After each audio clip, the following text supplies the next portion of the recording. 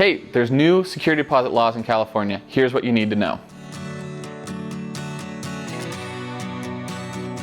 Welcome back inside Uplift Property Management. I'm CEO Tommy Perfect, and I'm really excited to share with you a little bit about the new California law, AB 2801. It's all changes to the security deposit handling and how we can do that as a landlord.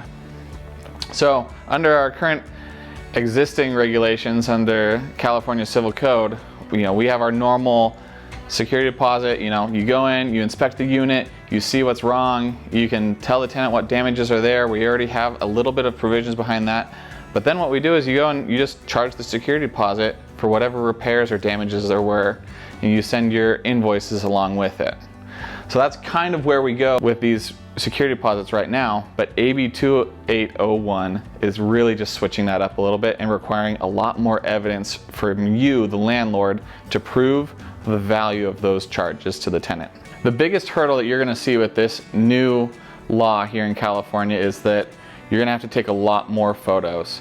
Now, we already take photos all the time, move-in photos, move-out photos, all of those things are great. If you're a good property manager, a good landlord, you're already doing these things. This really just codifies some of those requirements. So one, mandatory move-in inspections. You can't just leave it on your tenant anymore to do those inspections for you anymore. You really have to go in and have your own date, time-stamped photos at move-in. Then of course, at move-out, you're gonna take and document all of those issues that were there at the property, all of those tenant caused damages, a real show of the condition of the unit.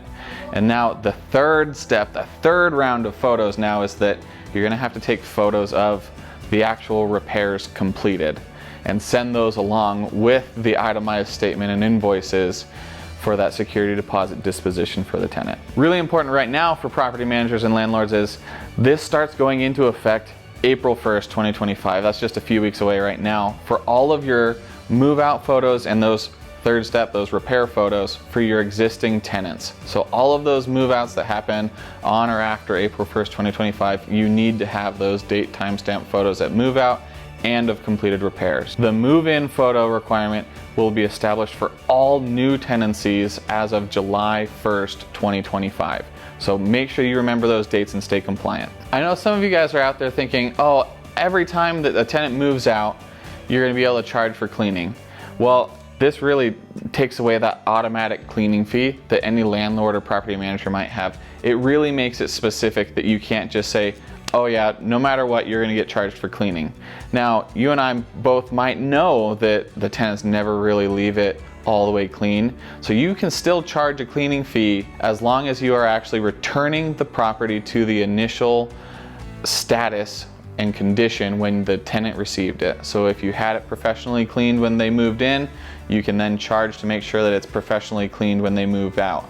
Or the tenant has that opportunity to pay a professional cleaner to hit those initial conditions when they moved in.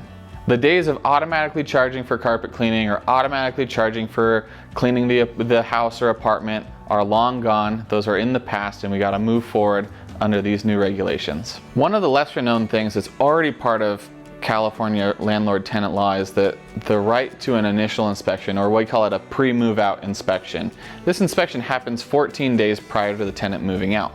Now, there are some really specific requirements when this happens, and it is optional.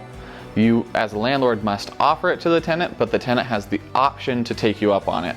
If they do take you up on that initial or pre-move out inspection, there are some specific requirements that you need to follow as the landlord. First off, you need to provide an itemized written statement of the potential damages that the tenant may be charged for. Now that kind of fits you into a box, right? You have to get everything on that statement so that you can charge it.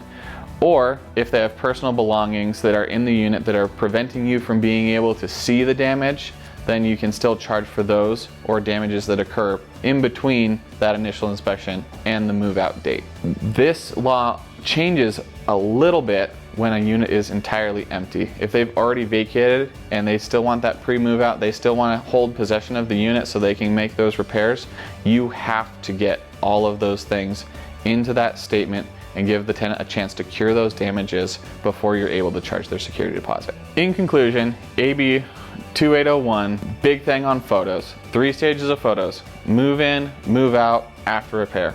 Gotta have it, it's required. Gotta start doing that. Second, no more mandatory cleaning fees. And then lastly, changes to those initial inspections and giving that photo evidence to the tenant, that documentation to the tenant to really prove the charge and prove the value that you actually had caused in damages. So we got to make sure that we keep up on these laws, and feel free to call Uplift if you have any questions regarding this, and we're happy to help you walk you through these security deposit questions and the pain points that happen.